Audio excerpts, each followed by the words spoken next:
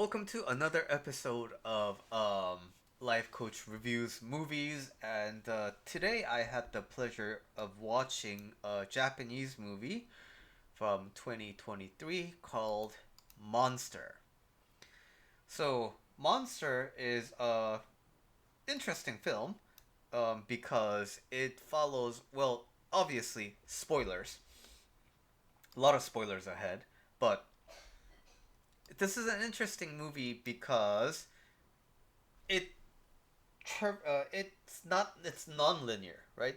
So like many non-linear films do, it explores the sequence of events in a particular order that's not necessarily like goes from past to future.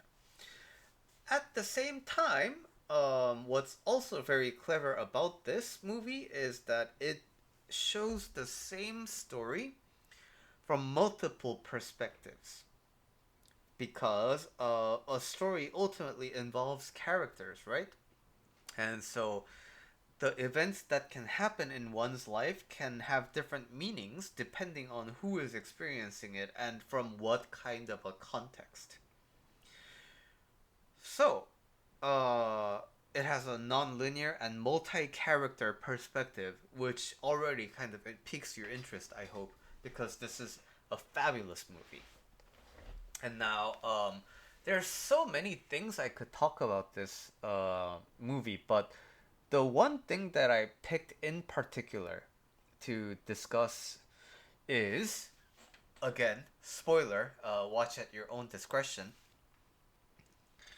the idea of a monster continuously shifts in the movie. Because depending on who is experiencing the story from what perspective, the protagonist changes, right? So when the hero of the story changes, the villain in the story also changes. So, um, the Batman stories told from Batman's perspective has villains like Joker and the Riddler and such. But from the perspective of the Joker, Batman is kind of the bad person, right? And so on. So this movie is narrated around the perspective of a mother and her son, the teacher of the son, and the friend of the son. And so four, and then there's the principal as well. So there's like loosely like five perspectives explored in this movie. And from the mom's perspective, the education system and the principal and the teacher, those are the villains, right? And they are the monsters. They don't have a human heart. And from the other perspective, like the teacher's perspective, I did nothing wrong. And so, who's the monster? The parent is the monster. This kid is the monster. And all the reporters and the principals who want me to like take the flak for this, they are the monsters. And from the kid's perspective, um, the the kind of the adult world and the like the schoolyard bullying, violence, all that happens. That's where the monsters are living. And from the kids friend's perspective, there's the father's the monster, and and there's so many different monsters in this film. So, which is interesting to me as a life coach because why? Usually, when I talk to clients, it's about problems in their life, and the problems usually tend to revolve, the experience of me as a victim, right? There's a popular term even called victim mentality, right? So another way of looking another different variation of this is the to me level of consciousness. The world is happening to me, and I'm like here, and all these bad things, all these horrible things are happening to me, and I'm not really doing anything. I didn't do anything to deserve this, and I'm this noble person, but all this like crap is happening. So usually the narrative in the coaching world about this usually tends to revolve around the ego, right? So why this movie is interesting to me is it's effectively telling the same story, but instead of looking at it about me, it's about the vilifying of this other figure. It's about vilifying this monster. So you have this tendency to make things about you, about the ego. And the natural side effect of that is you monsterize, you demonize other people and other systems and other things around you.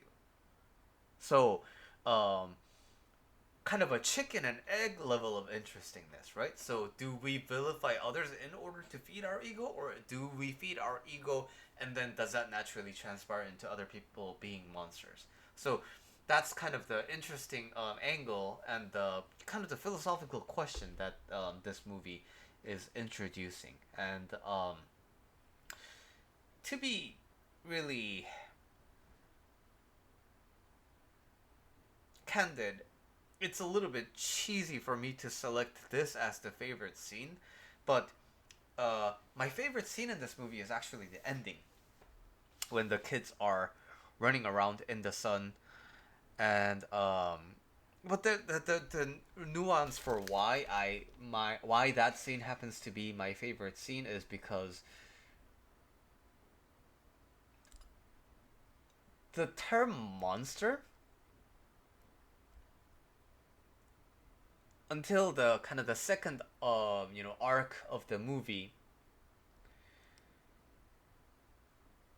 it's the same kind of the monster term that I've been using so far, right? Like vilifying others, you're a monster and things like that. But around starting from part 3, like arc 3, this movie just starts becoming so wonderful. And to me this movie is so special because it captures the essence of the experience of being in elementary school. To be that innocent and to be that carefree about the world. And it starts off as this really like adult heavy kind of a narrative.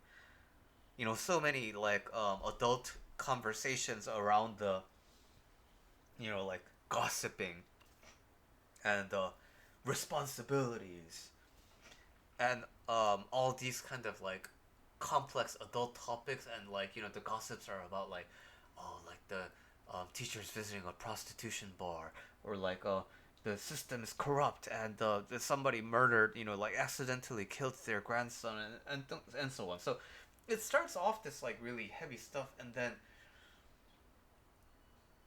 you part 3 shows these two friends and special context of a relationship really blooming into something so wonderful, and it's just so pure and it's so innocent. And when they discuss this, and when in their friendship they play this game called like it's the guessing game, right? But that name of that game is who is the monster? What is the monster? So it goes from this really vilifying, creepy thing, and turns into this like really beautiful concept of a child's play, that innocence. And truly at that moment this movie just starts becoming completely different experience, and it's so magnificently wonderful. And the cinematography, the colorings and the lighting and everything is just so great when the kids are with each other, like the compositions and the dialogues and the sound. But at the end of the movie is when it all just really climaxes. All the story has been told, all the adults are kind of like gone and they're, like they're off somewhere else, and it's just them experiencing this life, this happiness that can be available to anybody. That's not exclusive to some cool kids or like rich people. That simple happiness is found at the end. And in arc 3, the main character, the son, Minato, asks his father, asks his dead father, why was I born? That's a very heavy kind of a topic to, ask, right? But in the end, as the boys are asking, did they die? I don't think so. And then the boy says, that's good.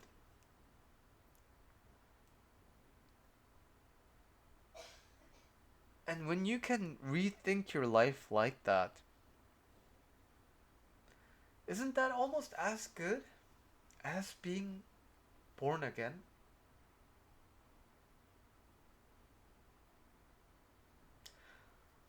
Overall, wonderful movie. Highly recommend you check it out. Not sure how much of the cultural context translates to outside of East Asia, but even without that like cultural context, it's a very complete film.